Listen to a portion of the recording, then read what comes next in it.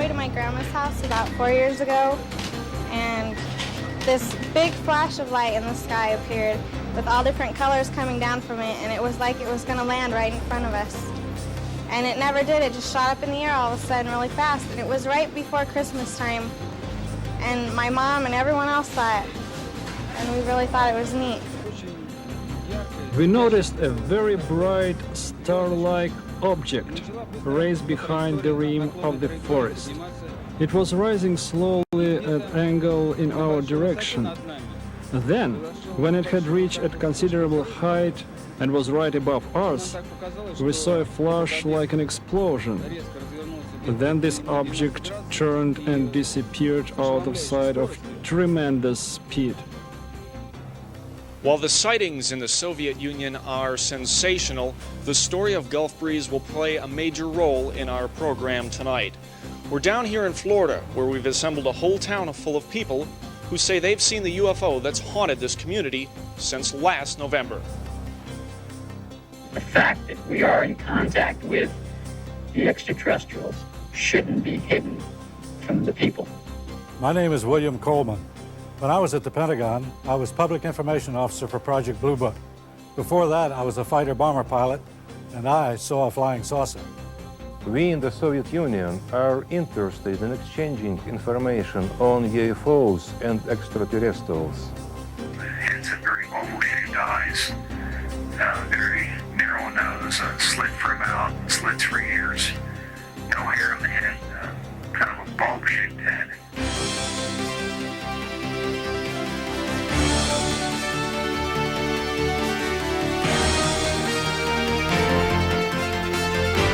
Tonight, for the first time in history, men and women from all over the world come together via satellite to share their experiences about unidentified flying objects.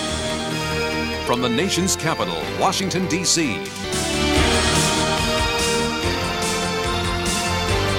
please welcome the distinguished actor-producer, our host, Mike Farrell. What do a colonel in the United States Air Force, a waiter in the Soviet Union, a teacher in California, and a former United States president have in common? Well, they all claim to have witnessed unidentified flying objects in the skies. What we're dealing with tonight is a subject of universal interest. Whatever your view, in the next 2 hours you'll hear claims and counterclaims. You'll hear some astounding, perhaps disturbing things which, if true, could have far-reaching implications in our lives. As is so often the case in complex questions, it comes down to our assessment of the credibility of the individual. A recent Gallup poll discovered that only 1/3 of the American public denied the existence of unidentified flying objects. UFO encounters are categorized into 4 groups. It was a U-shaped craft. I don't know how large it was because it's hard to scale distance in terms of how far I was. My sister and I were just walking around the block, and we looked up, and there were, lights on the bottom part of it that we could see as we looked up. And this person has experienced a close encounter of the first kind.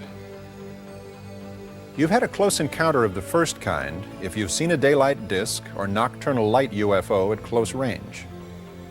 On April 14, 1984, hundreds of people in the small mining town of Morenci, Arizona, witnessed a huge boomerang-shaped object in the sky. Close encounters of the second kind are visual evidence of a UFO's landing, such as impressions made by the craft, burned or irradiated soil, trees, or grass. In August of 1979 in northern Minnesota, when Deputy Sheriff Val Johnson encountered a brilliantly lighted object, his vehicle was knocked off the road, the hood dented, 2 antennae bent, and a headlamp broken. In a close encounter of the third kind, which Steven Spielberg made famous, the witness observes or actually confronts the occupants of the UFO. Close encounters of the fourth kind include people who claim to have been abducted by extraterrestrials.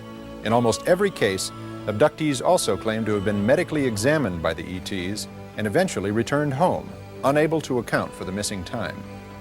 Now welcome the author of The Search for Extraterrestrial Intelligence, the distinguished astrophysicist, Dr. Thomas McDonough. Dr. McDonough, welcome to the show. It's great to be part of this event.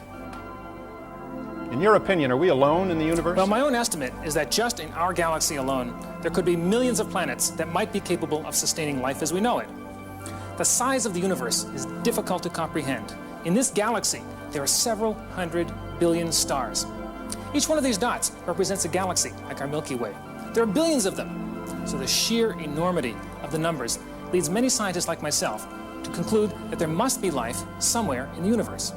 So if extraterrestrials exist and are visiting us, then how do they get from there to here? One possibility is that in space you could accelerate until you were very close to the speed of light. With fusion rockets using the abundant hydrogen and helium already in space, so the rocket wouldn't have to be burdened carrying fuel, you could increase your energy by millions of times compared with conventional rockets. So, within our lifetime, even with our primitive technology, according to scientists Robert Bussard, Robert Forward, and Stanton Friedman, round trips to nearby stars could very well be feasible. We are close to being able to get from here to there. Thank you, Dr. Tom McDonough.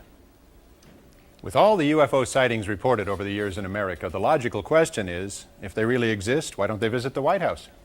And then there they were, all of a sudden, on July 26, 1952. The Air Force tried and failed to intercept up to a dozen UFOs in the sky over the White House. The press conference 2 days later became the largest media event since the end of World War II. We can say that the recent sightings are in no way connected with any secret development by any agency of the United States. With all due respect to the Air Force, I believe that some of them will prove to be of interplanetary origin. In my position in the Research and Development Organization of the Bureau of Aeronautics and of the Navy Department, I am thoroughly familiar with both our aircraft and our guided missiles programs and can state without reservation that the Navy has no saucer-shaped aircraft or missile in any of these programs. Headlines around the country aroused so much attention that the Air Force formed an official investigative unit, Project Blue Book. With me now are two retired Air Force colonels who were actively involved in that inquiry. Colonel Robert Friend, who headed up Project Blue Book for 5 years, and Colonel William Coleman, a former Air Force squadron commander who was Pentagon spokesman and chief of public information for the Air Force. Colonel Friend, Colonel Coleman, welcome. Gentlemen, has the Air Force been involved with UFOs before the White House incident? During World War II, our pilots saw what were called gremlins and Foo Fighters. These were fireballs that appeared to fly along with our aircraft. We were concerned that these so-called Foo Fighters or fireballs might be foreign weapons that could threaten our national security. And did the Air Force ever try to chase a UFO? Yes, in fact, in 1948, one of our pilots crashed in pursuit of a UFO. The story made headlines all over the world. As I understand it, that crash added impetus to the conclusion that UFOs were extraterrestrial visitors. That's true, but the Air Force rejected the conclusion on the grounds of insufficient evidence. Even the name of the project was changed from Sign to Grudge during that period to preclude this unhealthy association. However, by the time Blue Book got involved, we started running into trouble. Hearings and inquiries regarding the way in which we were performing UFO investigations, in every instance, the Congress of the United States concurred in the way in which we conducted these projects. However, we were not disappointed with the 1969 decision to discontinue Project Blue Book. Out of the 12,000 reported UFO sightings, only 700 remained unexplained. Of that remainder, 100 of them really worried us. Why was that? Because these 100 sightings involved the two criteria that defined a worrisome phenomenon: high strangeness and high credibility, meaning that highly credible, multiple witnesses, like military airline pilots, see something they've never seen before. Have either of you ever seen a UFO? Yes, it was 1955, and I was a squadron commander at the time. We were flying a B-25 over Alabama when we spotted a strange silvery object some 25,000 feet above us, heading in the same direction. Since we were overtaking it, I changed course and eventually got within 1/8 of a mile of it, literally right on top of the thing. So you must have gotten a fairly good look at it. We certainly did. The whole crew. It was wingless, a disc some 70 feet in diameter, 15 feet thick at the center, your average run-of-the-mill flying saucer. Well, what happened then? It performed an astonishing maneuver. 1 second it was there, the next it was gone. But we chased it and caught sight of it again. It was skimming over a farmer's field, kicking up vortexes of red dust as it flew. We closed in on it from behind the trees, but it vanished. Did you make a report of this incident? We all wrote up reports. I was later debriefed by an intelligence officer, and years later when I was on Project Blue Book, I tried to find my report. It was not in the files. Not in the files. Now you say you saw this object at point-blank range. Could it have been a balloon or an experimental aircraft? Absolutely not. It displayed a level of technology far beyond anything I had seen on the Earth then and now. With this advanced level of technology, were you ever concerned that the object could be a threat to national security? No, not necessarily a threat to our national security, but I was uneasy about these UFOs because they were able to accomplish aerial feats that we couldn't. The apparent capability of these objects could possibly represent a threat to our national security. What's become of Project Blue Book? That's it, Mike. It was canceled in 1969 and will not be reactivated. Well, Colonel Coleman, Colonel Friend, thank you both. And while we're on the subject of Blue Book, let's hear another view from a scientist currently working for the government. Now, because he has insisted on anonymity, both his appearance and his voice have been altered, but his credentials have been thoroughly researched by the investigative team of Bill Moore and Jamie Chandray. They've given him the code name Condor. Project Blue Book was just a very low-level effort by the Air Force to collect information on sightings. It had a very minimal staff of one officer, an NCO, a secretary, and a scientist. The interesting, most exciting reports that came into Blue Book were often siphoned off by what they call moles within the organization. Those reports were pulled out of the files and never returned and just simply sent forward. The whole effort, as far as Blue Book was concerned, was that they tried every way they could to simply dismiss and explain away sightings. They certainly didn't want unknowns. The effort of Blue Book was to minimize the effects of these reports and to try to explain away as many as they could. And of course it worked. It worked in the fact that it closed down Project Blue Book in terms of the Air Force's involvement, official Air Force involvement, public involvement with the subject of UFOs. Of course, we know that they carried on with a covert operation after that. When Blue Book closed down, the official U.S. government position was that UFOs didn't exist, and Americans accepted this contention as fact. Or did we? Do you hear something? Hear what? I don't hear. Shh, listen.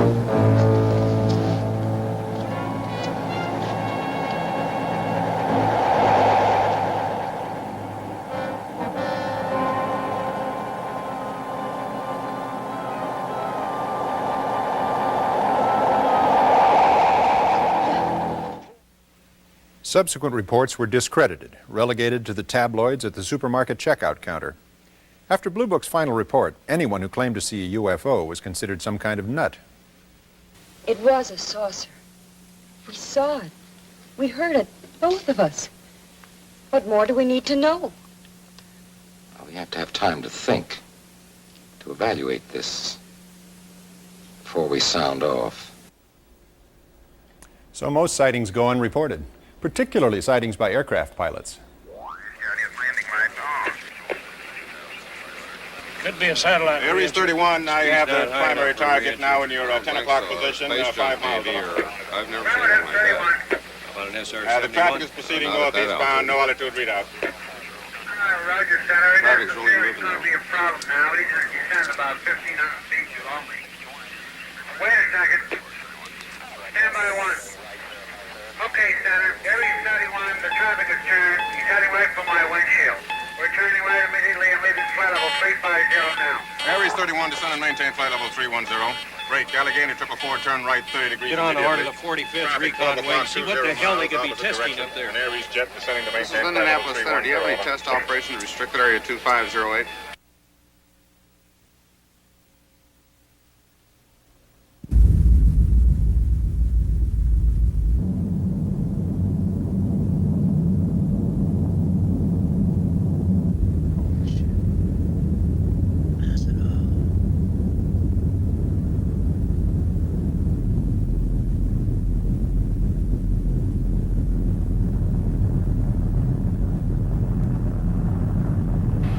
EWA 517, do you want to report a UFO? Over. Negative. We don't want to report. Aries 31, do you wish to report a UFO? Over. Negative, we want to report one of those either. Aries 31, me neither. I'll try to track traffic to destination, over. With me now are Dr. Richard F. Haynes and Captain Neil Daniels. Dr. Haynes, now retired, directed research and development projects at NASA's Ames Research Center for 20 years. Welcome, Dr. Haynes. Captain Daniels. Dr. Haynes, tell us about pilot sightings that you've been studying. Well, Mike, I've dealt with over 3,000 pilot cases from all over the world, including some very skeptical pilots, I might add, who have since seen a UFO and completely changed their minds and risked their reputations. Why do you limit your research to pilots? Well, because pilots are very reliable and credible witnesses. Their jobs and their lives of their passengers depend on them. They must be aware of what's going on in the skies around them. Unfortunately, most of them ask for anonymity. Really, why is that? Well, I think it's because of fear of ridicule, or worse, fear of losing their jobs. I mean, no airline wants to be promoted with the slogan, "Fly us and see a UFO." Might increase business. Fortunately, we do have a pilot who has come forward and has enough courage to share his experiences. Captain Neil Daniels, who flew for United Airlines for 35 years. Captain Daniels, thanks for being here. Would you tell us about your experience with a UFO? I was piloting a flight from San Francisco to Boston on March the 12th in 1977. And at an altitude of 37,000 feet, I became aware of a blinding, bright white light out to the left of the DC-10. I estimated it to be at about 1,000 yards, and I don't know, the object could have been several hundred feet in diameter, but it didn't read on ground radar. Could you tell what it was? No. Could it have been a commercial flight or a military aircraft? Absolutely not. At the speed at which it departed, I've never seen anything like it. Was this object in any way a threat to your plane? The three compasses were indicating opposite directions, and the plane was veering off and banking to the left by a strong magnetic pull. Well, how did you and your crew react? The flight engineer kept repeating, I don't want to see it, I don't want to know about it. I don't want to know about it. Did you file a report? It was a short layover, and the FAA would have hassled me all night, so I let it go. So that was the end of that? Yes, but 6 months later, I was on a hunting trip with my boss, and I told him the story, and he said, "Gee, I'm sorry you told me that. Strange things happen to people who have these sightings." Strange things? Like what? Well, in my experience, people are fearful of losing their jobs or being transferred. So much for telling the truth. Incidentally, Captain Daniels now lectures at San Francisco's Fear of Flying Clinic. I mean, flying airplanes, not flying saucers. This American Flight 812 requesting...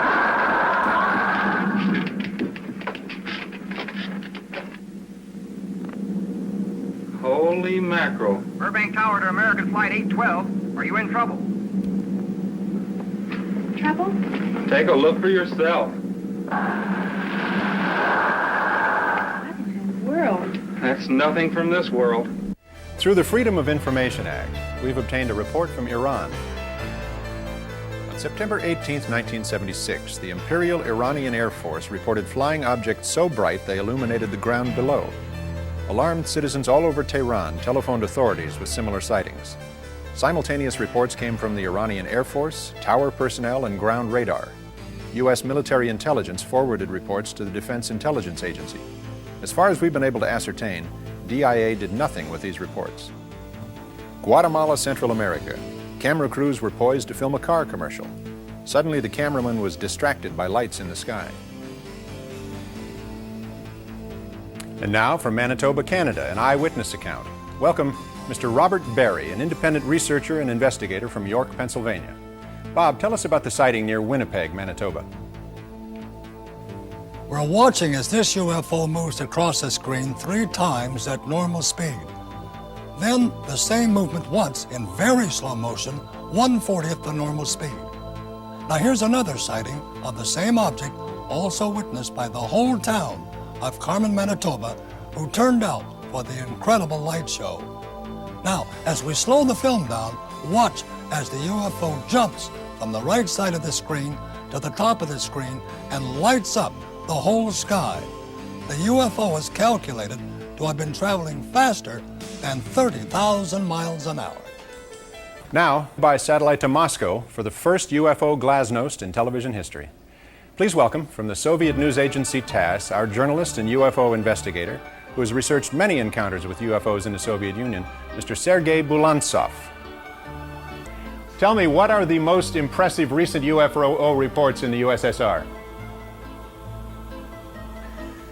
In 1984, a Tupolev aircraft flying from Tbilisi to Tallinn encountered a UFO at 4:10 a.m. Can you tell me who witnessed the event? First the pilot noticed. First the pilot noticed a bright beam of light shoot down to the ground. Everything on the ground, road and houses were totally illuminated by the, please illustration, were totally illuminated by a beam of light. The beam of light was redirected onto the airplane, and the crew saw a blinding white point of light surrounded by concentric colored circles. Yes, I'm told that that indicates the presence of a very strong magnetic field. What happened next? The white point of light swept down to the plane, leaving a green cloud, and began to swing from left to right, up and down once again.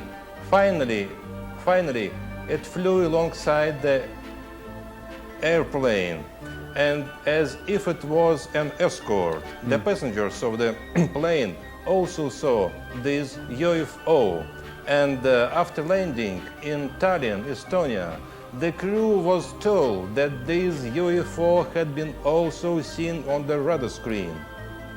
The common denominator in these sightings seems to be some sort of light phenomenon. In March 1981 in Yaroslavl, some 200 kilometers from Moscow, north of Moscow, two witnesses, Vitaly, 23, and Alexander, 32, saw something really very strange in the park. That was an egg-shaped object lying on the ground just 6 or maybe 7 meters from them. The object was bluish, about 5 meters in diameter and 2 or 3 meters high. Suddenly the object moved and began to open like a flower. Alexander saw two human-like beings of European type, but very tall, more than 2 meters, close to 7 feet. They grew up from the center of the object and approached Alexander. He said both beings were radiating some kind of rose-colored light. Their heads were clear, but the rest of their bodies seemed out of focus. And then a very strange telepathic conversation took place. They said, "Don't be afraid, we won't hurt you." In the movie here, The Close Encounters of the Third Kind, the extraterrestrials communicate with us through some sort of language of music, much as you suggested they talked to Alexander. What happened next? Both human-like beings entered the flower. It closed and disappeared. What about the other man? What was he doing during this time? All this time he was sitting on the snow as if he was paralyzed. He didn't take part in the conversation. I don't blame him. Have you investigated any abduction cases in the USSR? Yes, in June 1975, near Borisovlevsk, south of Moscow, at 2 a.m., a Soviet army officer saw a very strange domed UFO aircraft on the ground. He approached it and saw two alien silhouettes inside. When he came closer, he felt something like an invisible wall and then lost consciousness. When he recovered, he saw an alien aircraft fly away. He thought about 15 minutes had passed, but when he checked his watch, much to his amazement, 1 hour had passed. And later, he had the same dream over and over again. He was flying over the UFO landing site. So he thinks he was abducted. That sounds actually very similar to some of the abduction stories we've encountered in the United States. I understand you have some photographs that you can show us? Yes, certainly. This one was made in Bulgaria, near Stara Zagora, in July of 1978. A married couple was drinking tea at their country house when they saw this hovering object. And another UFO, this UFO, yes, this UFO had been seen near at the Murmansk region, near Finland's border. The same year, this snapshot had been reportedly made by the militia. Thank you, Sergei. Joining us now is Leonard Nikishin, Science Secretary excuse me, of the Working Group Extraterrestrial Intelligence in the USSR Academy of Sciences.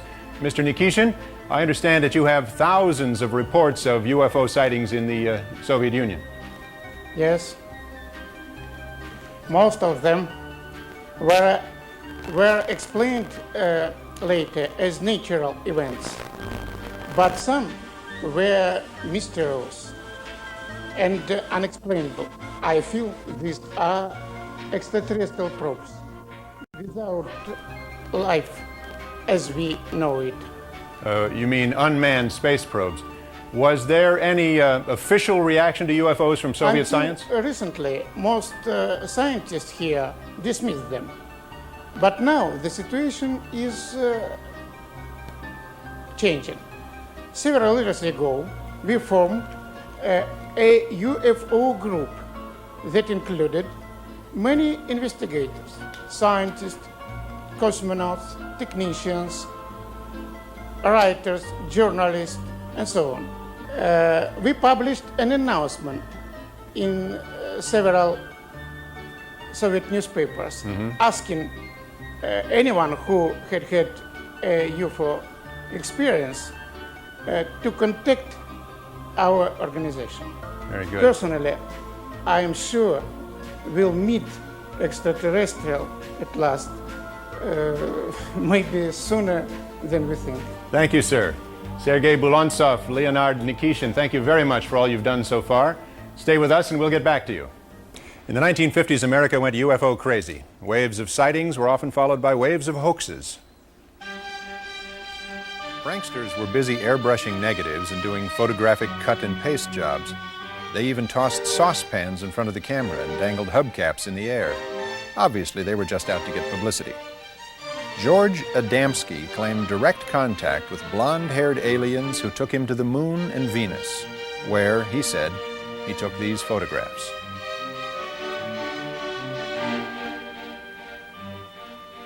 Then came the Barker incident at a small airfield in West Virginia, where this film footage was shot.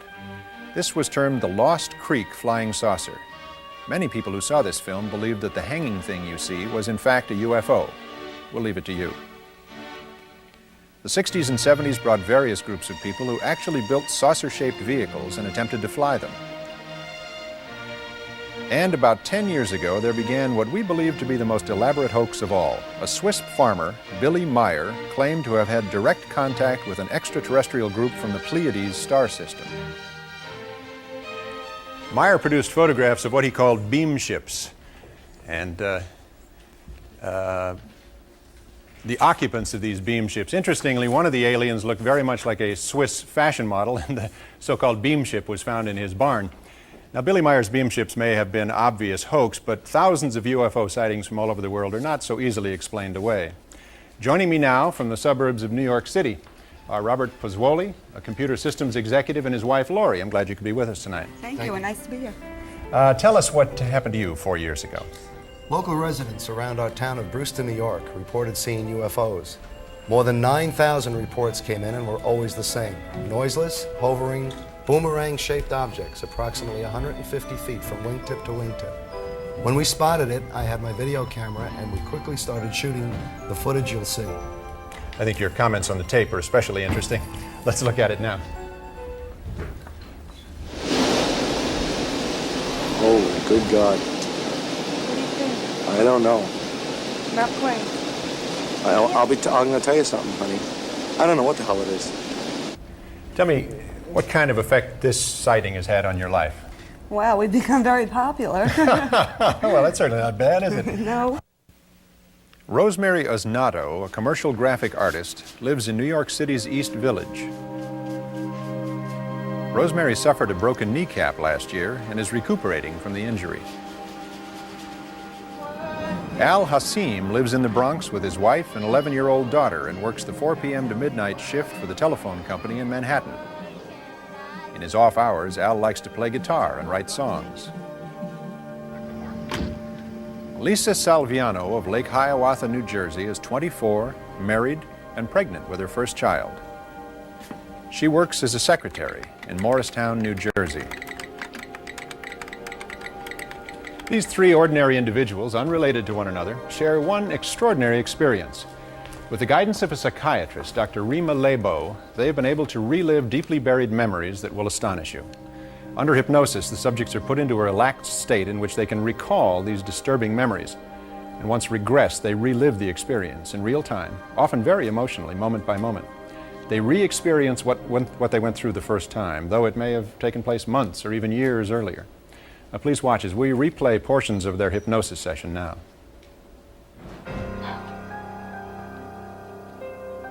I could see the lights in the city, and there was this light coming over my head. Very bright, very intense light, very sharp, heavy. It was coming straight down. Kept looking to see what was on the roof. I'm trying to see what it is. I can't see what it is. What's preventing you from seeing it? Because it's so bright, I can't look through the brightness to see what it is. I was woken up. I was sleeping. And I woke up. Mm-hmm. There's somebody outside my window. Mm-hmm. They wanted me to go out. Mm-hmm. And I didn't know how I would get out there because the window was there. Mm-hmm. But when I thought that, all of a sudden I started to move up and out. And I went through the window. And I thought that was so neat. Can you feel your feet on the floor and walking in a regular way? No. Oh. It doesn't seem like I walk because it seems like I don't see anything like when you walk you can see like things going up and down when you walk. This is smooth. When you get to the end of this walk, where are you? Some kind of control or something. Mm-hmm. What makes it look like some kind of control room? Because of this, it's like a big console in there. I think there was a table in the room. Table in the room. Like an eating table? Mm-mm. Oh, what kind of table? Like a doctor's office. Like they make me lie on it. Lie down on the table? You're lying on your tummy? On my back. On your back. When you're lying there, are you alone? No, they're all over. They're all over. Does anybody touch you? I think they do, yeah. Where do they touch you? I think like my arms and legs. Are you alone? No, they're all over. How many of them are there around the table? At least 4 or 5. Mm-hmm. And are they all doing something, or are they all watching? No, they're watching too. Uh-huh. How many of them are actually doing something? 1. They're so ugly. What makes them so ugly? They look mean. What makes them look mean? They don't smile. They don't smile. God, he's ugly. That is an ugly thing. Very ugly. His head looks so pathetic. His heads, they just don't look right. Their heads don't look right. They look distorted and very sickly. Mm-hmm. It's, the skull looks pointed in the front and larger in the back. He looks like a big insect. What makes him look like a big insect? The shape of his head. Tell me about the shape of his head. Almost like a football. Their eyes are very black and slanted and sort of wrinkled around the edges, around the eyes, are sort of like lizard eyes in a way. Big black eyes. Big black eyes. Did they have pupils? Whole eyes black. What color eyes does he have? They look like they're black. With us now is the noted psychiatrist Dr. Rima Lebeau and the best-selling author and researcher Bud Hopkins. Dr. Lebeau. Bud is the author of 2 books, Intruders and Missing Time, a documented study of abductions. Thank you both for coming to Washington to see us. Dr. Lebeau, you've done studies of UFO abductees who have been hypnotically regressed. Can you tell us about it? Psychiatrists are trained to recognize emotional trauma and to treat it, not to evaluate whether aliens exist. Many of these patients are sensitive, sane people who have in common only the belief that they've been abducted and they're frightened by what happened to them. They don't want fame, money, or publicity, only relief from hidden, painful memories.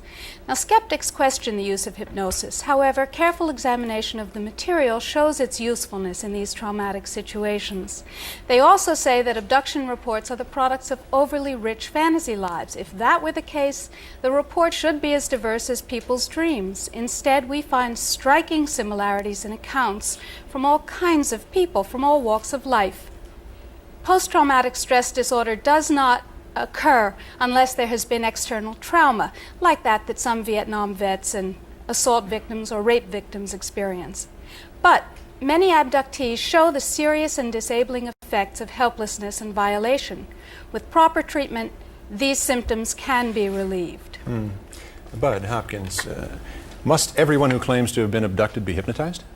Absolutely not necessarily at all. In about 25% of the cases, there is no memory loss at all. In the other 75%, the loss of memory seems to have happened because their abductors put them in something like a hypnotic trance state. I see. So a counter trance is helpful to get them to remember the abduction experience. But what makes reports of abduction believable?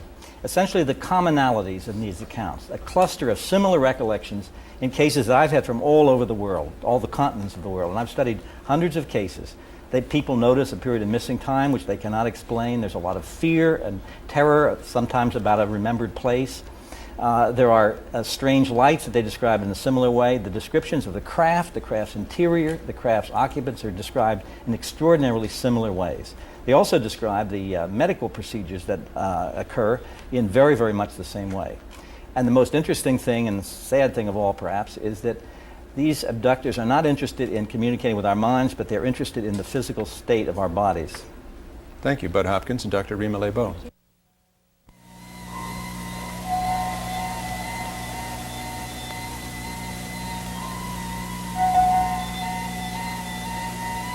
Come. I will show you wonders you have never seen before.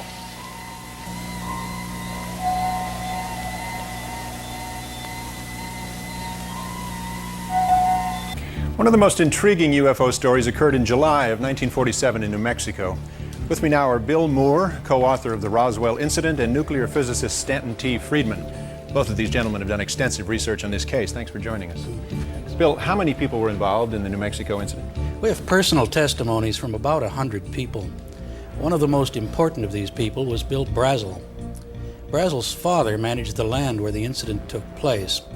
Apparently, a UFO had been caught in a thunder and lightning storm while in the area. The next day, Brazel's father went out on horseback to check for property damage and came upon the wreckage of a strange aircraft which fanned out for nearly half a mile. The corpses were found a couple of miles from the site of the crash. Wait, just a moment. Corpses? Dead alien bodies, called extraterrestrial biological entities, EBEs if you wish. We got reports that they appeared to be small humanoid bodies with large hairless heads, wearing one-piece seamless gray skin-like clothing. We assume they must have ejected from their craft with some kind of ejection capsule. The Air Force came and recovered the bodies and took them away for autopsies. Gentlemen, autopsies, EBEs, this is rather unsettling information. Level with us. What do we know to be fact? We know these are the facts. A very strange spacecraft exploded. Pieces of the craft were recovered.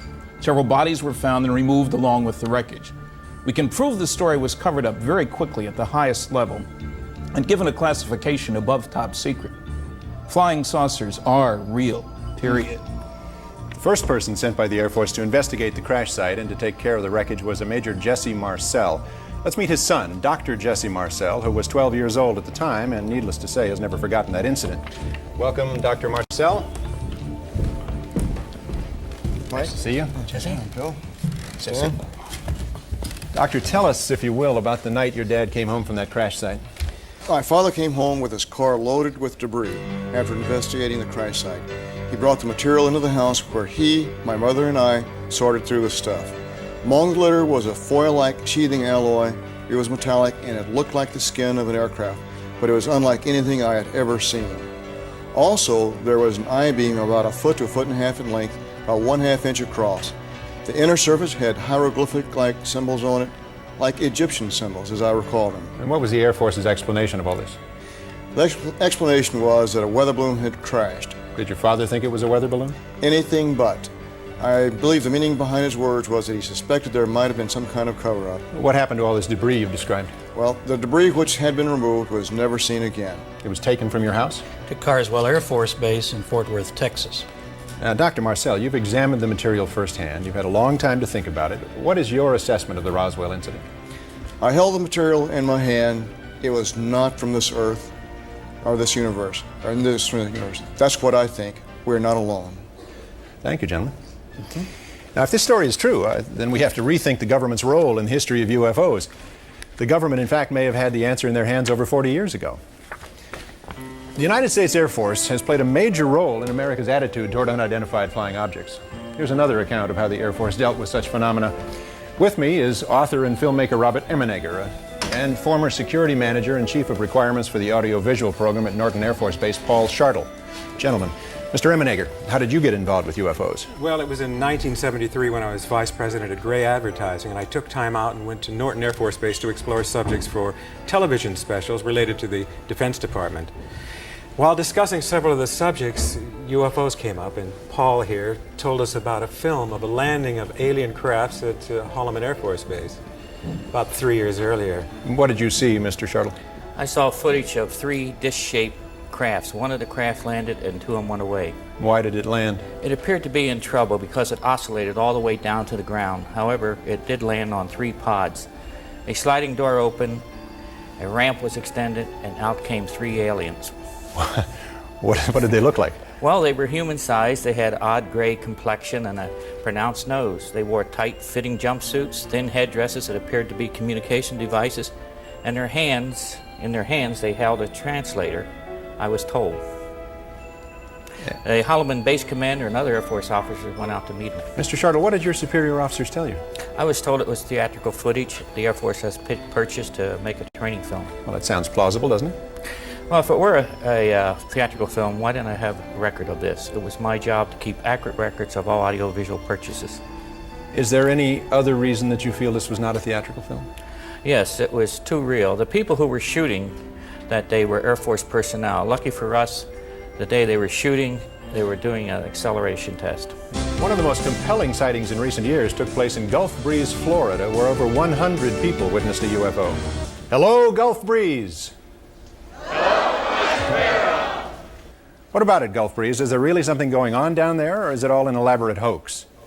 Dwayne Cook is editor of the Gulf Breeze Sentinel. Donald Ware is a UFO investigator who claims to know of 153 first-hand witnesses who have seen the object. Jerry Brown is the chief of police in Gulf Breeze. Don, you're an ex-Air Force officer who is firmly convinced something extraterrestrial has been appearing in the skies above Gulf Breeze. What convinced you? Mike, one couple had 22 encounters, including 18 separate photographic sessions in a 5.5-month period. And many independent witnesses, highly credible, also reported seeing the same objects that were photographed. All right. 4 people reported seeing the aliens, 6 reported blue beams coming from the UFO, and 10 have reported periods of missing time. Okay, how about you, Chief Brown? I take it you're not convinced. No, sir, I'm not. We are have one of the busiest airspaces in the country, And not to say that all these people here are lying, not telling the truth. I firmly believe they are seeing something, because at any time or any place there's different lights, different things that you can see. What I don't believe is the things the local papers and the TV media has put out of a flying saucer with beings from another planet. I just simply don't believe that, Mike. Okay, Dwayne, I guess you could say that you're the fellow responsible for stirring this up. Your paper has faithfully supported Ed's story, much to the consternation of many of your neighbors. Well, I guess you could say we have stirred it up, Mike, but I really can't say I'm aware of any too much consternation. Most of Gulf Breeze really believes Ed's photographs and his story. Just like they believe the 100+ other witnesses that have seen it, most of which are here tonight. Reporter Mark Curtis in Pensacola has followed the saga of the Gulf Breeze UFO from the very beginning. What were your initial thoughts? This is the story of the witnesses and the people. Charlie Summerby and his wife Doris saw this object last November. Charlie, if you could tell us what you saw. Well, it was right after sunset over East Bay. We saw this circular object. It was bluish gray in color and with light shining out through portholes. And the really amazing thing was there was no sound. Jesse and Alice Bertram, please join us. Jesse is a youngster here. He was playing with a friend last December. Tell us what you saw. We were climbing a tree and we saw a blackish white object and it was moving. Then it disappeared. We ran behind the Gulf Breeze Elementary School and then we saw it moving again. Then it disappeared. Mrs. Bertram, what did you do? Did you believe these youngsters when they told you this? No, I didn't. I'm a skeptic anyway, but I had them sit down at different ends of the table and draw what they saw, and the pictures were identical and they matched what were in the newspaper. One of the most interesting sightings came from Jeff Thompson. Jeff, if you join us and tell us what you saw in the morning during the daylight on November 11th. It was November 11th at 8:10 in the morning. A UFO came within 400 feet of me at treetop level. I noticed 2 military jets were following it about 2 air miles. The UFO shot up at a 45-degree angle and waited for the jets to approach a little closer, and then in an instant it just shot straight up. What happened to the jets, and are you sure they're military jets? Yeah, they're military jets, I believe out of Eglin, because around here we just have the red and white Navy training jets, and they just, the military jets just kind of curved over the bay and went on back towards Eglin. This may just be the tip of the iceberg. How many people in this room tonight have seen a UFO? Raise your hands, please. Wow. There you have it, Washington. Okay, well, you keep watching Gulf Breeze because you'll find this next thing interesting. Earlier in the show, we met Bill Moore. Joining us now is Jamie Chandere, a television producer and director. Both began regular contacts with government agents regarding UFOs 6 years ago and amassed an enormous quantity of information about the government's UFO program. Welcome, gentlemen. Bill, tell us how you first got involved. I got a phone call after appearing on a radio show from a man who said, "You're the only person we've heard talk about this subject who seems to know what he's talking about." He convinced me that he was a government intelligence agent and wanted to begin disseminating some information about UFOs to the public. And the man Bill is referring to is Falcon, whom we've seen in shadow to protect his identity. That's right. I didn't think that I could handle it all alone. The volume of material I was getting from Falcon was rather mind-boggling, so I got together with Jamie. And we joined forces in June of 1982, and Falcon told us about MJ-12. MJ-12 functions as a policy-making group relating to extraterrestrial activities and contacts and UFO activities within the United States. They make the policy, obtain presidential approval, and then field activities implement the policies. How did you acquire the MJ-12 documents? Well, they were mailed to me in a plain brown envelope, which contained President Truman's executive order establishing MJ-12 and the briefing document to President-elect Eisenhower, informing him of the 1947 crash in Roswell, New Mexico, and the recovery of alien bodies. Now then, there were follow-up postcards, Ethiopian picture postcards mailed from New Zealand with puzzles and riddles. Right, the puzzles were clues. For example, for a stylish look, shop Suitland. This led us to the National Repository in Suitland, Maryland, where we discovered the existence of top-secret documents and filed a Freedom of Information request, which led us further to the Cutler-Twining document. Now, all of our meetings with Falcon were secret. Now, wait, gentlemen. Riddles, postcards, secret meetings, code words. Didn't you suspect somebody was pulling your leg? Well, we always look for a hoax, but within every clue, there was always some verifiable fact. So you were able to verify MJ-12? Validating MJ-12 was difficult because We couldn't find any government agency that would admit publicly that they were aware of MJ-12's existence. Well, so without validating it, how do you get from there to here? Well, after hundreds of hours of research, we're working with experts trying to validate the documents. But most important, the contacts have grown to include Falcon and 9 other government agents. Now, why do you believe them? Well, because we've been able to meet with them, we've been able to check and verify credentials, and it's clear that they are in secret, need-to-know positions. Falcon's position, for example, gives him access to the MJ-12 infrastructure. Why don't we just hear it in his own words? MJ-12 was a group of people within the government. MJ-12 was created by President Truman in the early 50s. And their job was to investigate, keep track of information pertaining to UFOs. Part of their job was scientific advancements. But their primary purpose was to keep track of the information coming in on UFOs and to analyze the information, both scientifically and in a way that would advance our technology. There are government officials and elected officials that are automatically briefed on the existence of the MJ-12 activities. These officials include the President, the Vice President, as elected officials, the Director of Central Intelligence, and the Director of the National Security Agency. The MJ-12 policy is headquartered at the Naval Observatory in Washington, D.C. The United States Navy has the primary operational responsibilities of field activities relating to the MJ-12 policies. All information gathered in the field, not necessarily by Navy personnel, is transmitted to the Navy for analysis. Other known government agencies feed information to MJ-12 through a top-secret cover project known to us as Project Aquarius. Now, MJ-12 connects to select individuals within the National Security Council, the Joint Chiefs of Staff, the White House Intelligence Unit, the National Security Agency, the Central Intelligence Agency, and the Defense Intelligence Agency. The research is conducted, the data classified and cataloged, all under the umbrella of strictest national security. The MJ-12 table of organization created by Moore and Chanderet purports to give us an understanding of a complex intragovernmental chain of command existing solely to oversee, organize, and administer the data on UFOs and ETs. Gentlemen, thank you very much. Thank you. I met with a government intelligence agent with the code name of Falcon in 1983 with Jamie and Bill at the time that I was an executive producer of news for the CBS station in Los Angeles. And at the time, we verified as authentic his credentials. And then again in 1987, we met again with Falcon and again verified his credentials. I'm satisfied at this time that he is who he says he is. The fact that I've proven my identity to you, I've showed you my credentials and verified my existence within the intelligence community. You also have some of my colleagues who have verified the same information. We asked Falcon where he found out so much about extraterrestrial biological entities, or EBEs.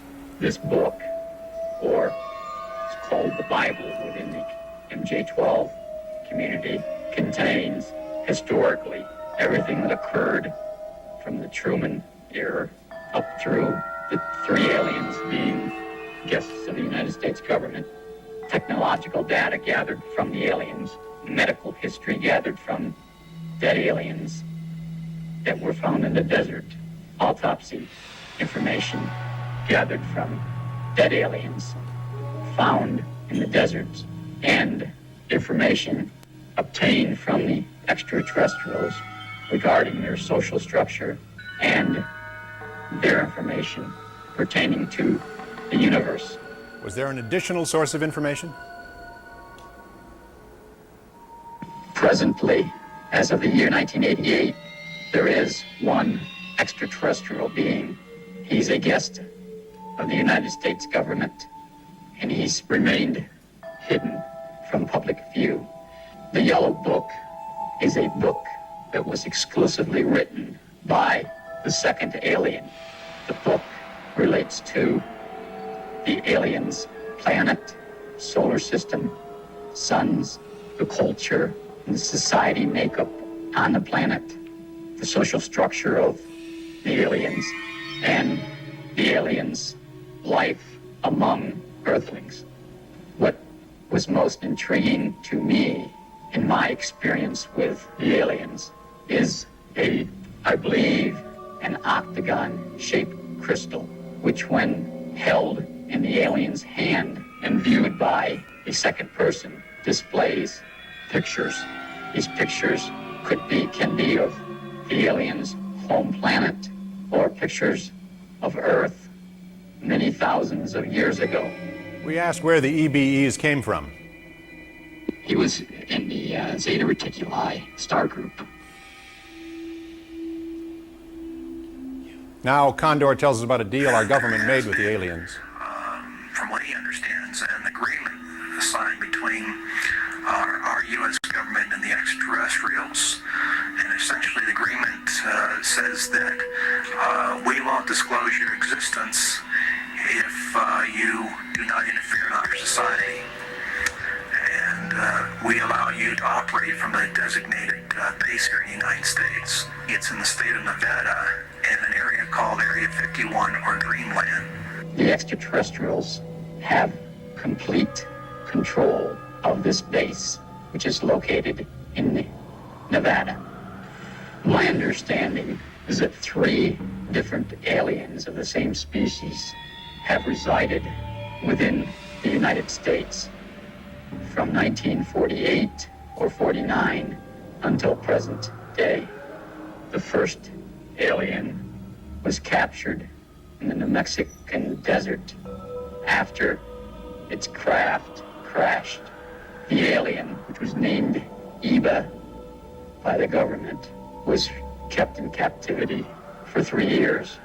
We learned a great deal of information about the aliens' race, culture, and spacecrafts. The second alien was a part of an exchange program. I don't recall what year that alien visited. The third alien was also part of an exchange program and has been a guest of the United States government since 1982. We asked what they looked like, you know, a run-of-the-mill EB. A creature about 3'4" to 3'8" tall. Their eyes are extremely large, almost insect style. Their eyes have a couple of different inner lids. The days were extremely bright, probably twice to 3 times as bright as our sun. I think they have just 2 openings where our nose would be. They have a small mouth. They have no teeth as we know it. They have a hard gum-like area. Their internal organs are quite simple. They have a one organ which does the job of our heart and lungs. Their digestive system is really simple. Their skin structure is extremely, it's a very elastic skin and hard, probably hardening from their sun. They have some basic organs. Their brain is more complex than ours. It has several different lobes than ours have. Their eyes are, where our eyes are controlled by the back of our head, theirs is controlled by the front of the brain. Their hearing is quite better than ours, almost better than a dog's, small areas. Their sexual organs they have males and females. Their kidney and bladder is one organ. They excrete waste. They have another organ, which I don't know if our scientists determined what it was for, but they believe it's to transfer the solid wastes and the liquid wastes. They have hands without thumbs. They have 4 fingers without any thumbs. Their feet are web-like, small web-like. So many questions occur. Do they believe in a supreme being? What's their intelligence level? What's their average lifespan? It's approximately 350 to 400 Earth years. It's my understanding that the aliens have an IQ of over 200. They have a religion, but it's a universal religion. They believe in the universe as a supreme being.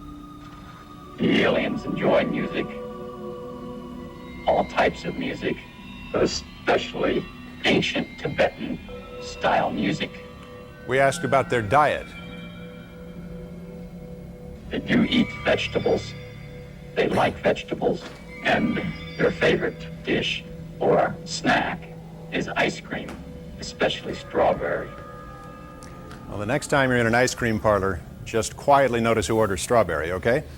As a wrap-up, Falcon and Condor said to us, I personally feel that this information should be presented to the public. There's only a small portion of the information that we've gathered from the extraterrestrials that should be safeguarded or classified. Condor also suggested he'd like to see a congressional hearing on the subject. Interestingly enough, he, Falcon, and a third source have agreed to meet with the senator's staff to discuss all of the information they claim to have concerning UFOs and aliens. From this meeting, a Senate investigation could ensue. Now, if this is true tonight, we're witnessing history in the making. Once again from TASS, here is Sergei Bolantsev. Tell us again, Sergei, about the preliminary findings from Tunguska in Siberia. Are you on the line, Sergei? The Tunguska explosion, which occurred in 1908, still attracts a tremendous amount of public attention. I traveled twice to the site of the explosion. It is in a very remote, very distant part of Siberia. And according to some recent findings, the most astonishing fact about Tunguska explosion is that actually there were two objects, I would say two UFOs. The first one had been seen early in the morning at approximately 8 a.m. and it exploded over the Tunguska forest. And the second one had been seen in the afternoon. One can get the impression that the second object was looking for the first one. Yes. And Mike, by the way, why shouldn't we arrange a joint Soviet-American expedition to the site of the explosion? I think that's a terrific idea, Sergei. I'm sure there are many Americans who would like to join us. We'll talk further. Now, we're looking forward to the final reports from this latest expedition to Siberia. Thanks for the news flash, Sergei Bolantsev, and thanks for opening a new channel of communication between the U.S. and the USSR. Now, we've invited three people who are highly skeptical of UFO phenomena. We would like them to give you their point of view. Let's meet them. First, David Williamson, a 30-year veteran NASA senior staff member who is well known as the UFO point person at the National Aeronautics and Space Administration. James Oberg, who has written many books and articles about space and UFOs and lectures widely on related topics. And finally, Dr. Herbert Spiegel, who heads the Columbia College of Physicians and Surgeons postgraduate program is in hypnosis and is the author of the book Trance and Treatment, The Clinical Uses of Hypnosis. Gentlemen, thank you for being here. Dr. Spiegel, you're the expert in hypnosis. What do you think of the technique of hypnotic regression? Well, the hypnosis is accurately regarded as controlled imagination, which includes misperceptions as well. Now, what you can do with hypnosis is to intensify the memories that we have, but that also includes our inner feelings as well as our memories with the original distortions in the first place. But hypnosis does not at all enhance the accuracy of the original perception in the first place. Does not? Does not. The question of commonalities, does that mean anything? It's simply because we know that in our forensic work that too many misperceptions occur in the first place. I see.